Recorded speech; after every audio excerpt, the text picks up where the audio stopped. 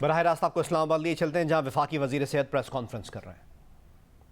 کوشش کیا جائے گا کہ بالائے طاق رکھے یا اسکپ کرے، تھوڑی سی دیر لگتی ہے۔ ہم نے طے کیا کوشش کیا جائے گا کہ بالائے طاق رکھے یا اسکپ کرے، یا ہمارے سیکرٹری صاحب کو ہم نے ٹاسک دیا ہے کہ ان سے بات کریں کہ جی ایمرجنسی کی صورتحال ہے تو آپ اپنے یہ جو مختلف قسم کے مراحل ہیں ان کو آپ اس وقت اسکپ کریں اور ہمیں یہ فوراً تقسیم کرنے دیں، کیونکہ ضرورت کے وقت یہ چیز کام آنی چاہیے۔ تو 14 لاکھ جو ہے یہ میڈیکیٹڈ ماسکیٹو نیٹس جو ہیں وہ انشاءاللہ اگلے چند دن میں ہو جائیں گے۔ اچھا، 1.5 کروڑ کی مزید ادویات بھی جو ہے اگلے 2 روز میں بلوچستان اور سندھ کو بھجوا رہے ہیں، اور لاکھوں روپے کی جیسے میں نے کہا پہلے ہی بھجوا چکے ہیں۔ اچھا، WHO، یونیسیف، UNFI اور دیگر اسٹیک ہولڈر جو ہے نا وہ ہمارے ساتھ تعاون کر رہے ہیں۔ سندھ کے لیے ہم نے آج ہی فیصلہ کیا ہے، سیکرٹری سندھ بھی آن لائن تھے، کہ 6 لاکھ مچھردانیاں سملر میڈیکیٹڈ مچھردانیاں، یہ ماسکیٹو نیٹ جو ہوتے ہیں یہ اس وقت بڑے کام آتے ہیں۔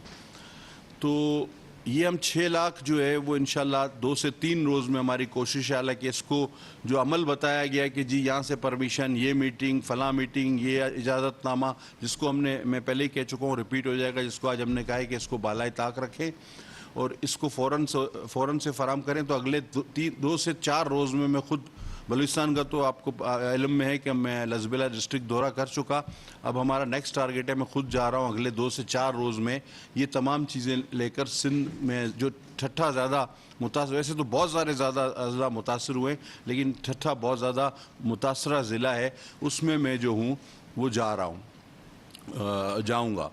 تو سانپ کاٹنے کی ویکسین جیسے کہ میں نے آپ کو بتایا، اینٹی اسنیک وینم جو ہے وہ بھی وافر مقدار میں ہم ان کو مہیا کریں۔ ORS ہے، پانی صاف کرنے کی جو ادویات ہیں یہ اس میں شامل ہیں، اور خواتین کی جو ڈیمانڈ ہوتی ہے ضرور اس کو رکھتے ہوئے ڈیلیوری کٹس بھی، اور دوسری بھی کٹس جو ہے بچوں کے لیے ہوتی ہیں، اور وہ ساری چیزیں یہ ملا کے اب ان میں سے ایک آئٹم کا نام لوں گا تو یہ کافی ہو جائیں گے۔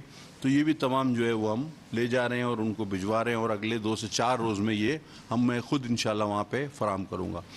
اچھا، ہم نے اس میں ایک اور بھی فیصلہ کیا ہے کہ کل ہم نے اپنے تمام ڈونرز کی ایک میٹنگ بھی بلا رہے ہیں، جو کہ ہم مزید بھی دیکھیں گے کہ ہم دوستوں کے لیے کیا کر سکتے ہیں، اور ساتھ ساتھ ہم نے دونوں صوبوں کو یہ بھی کہا ہے، اور بلکہ سب کو، اور پنجاب کو بھی کہا ہے، دوسروں کو بھی، کہ وہ ضروریات جو نیشنل ہیلتھ منسٹری آپ کی پوری کر سکتی ہے، یعنی اگر آپ کی کوئی انفراسٹرکچر ہے یا بڑی فائنینشیل ڈیمانڈز ہیں تو اس کے لیے تو فلڈ ریلیف کمیٹی ہے، لیکن ہم چونکہ الگ سے یہ کام کر رہے ہیں اپنی وزارت کے تحت، تو جو ہم سے تعلق رکھتی ہیں چیزیں وہ ہمیں آپ ضروریات کی لسٹ بھجوا دیں۔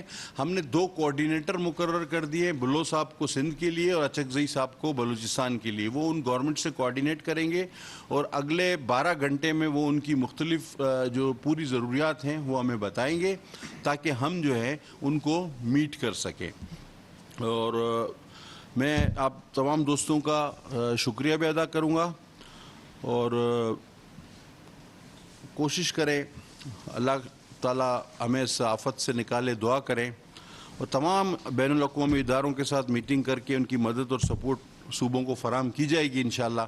جو ہمارا قومی فریضہ ہے ہم کوشش کر رہے ہیں کہ اس کو بخوبی نبھائیں، اور ہماری دعائیں ان بھائی بہنوں کے ساتھ ہیں، ہم خود بھی ان کے ساتھ کھڑے ہیں، ہم گئے بھی ہیں، ہم جائیں گے بھی ان کے ساتھ کھڑے ہوں گے، اور منسٹری آف ہیلتھ جو ہے اپنے ان بھائی بہنوں کو اس مصیبت میں تنہا نہیں چھوڑے گی۔ آپ کا کوئی سوال ہو تو میں جواب دینے کے لیے صحیح ہوں۔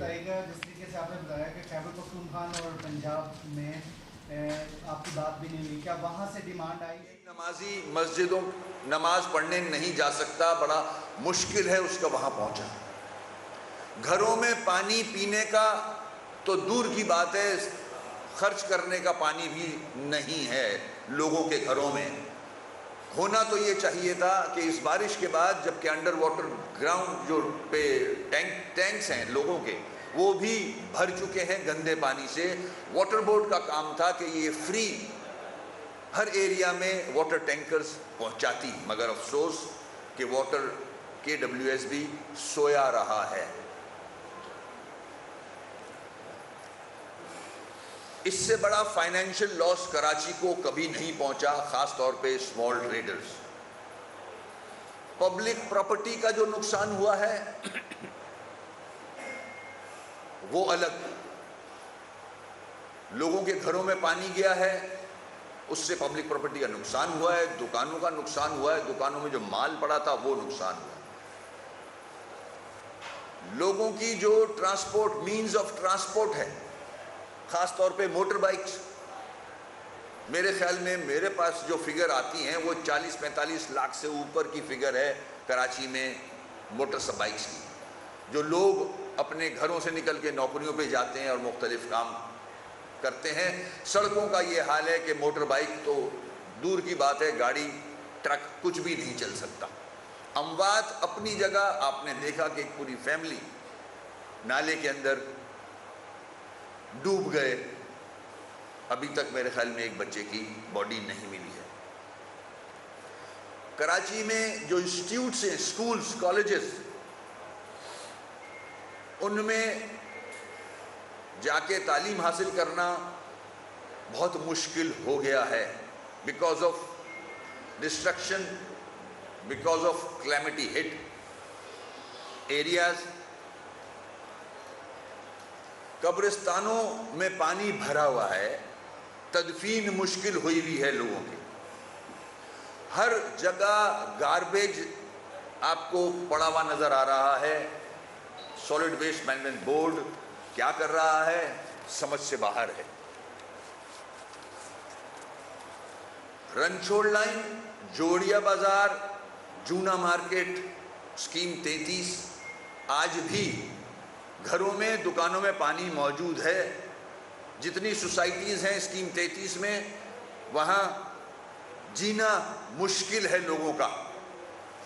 سرجانی ٹاؤن تباہ ہو چکا ہے, DHA, PCHS, لیاقت آباد, ناظم آباد, اورنگی, سادی ٹاؤن, ٹھڈو ڈیم جو ٹوٹا تھا اس کا پانی جو اسکیم 33 پہ آیا ہے وہ سب تباہ ہو چکا ہے.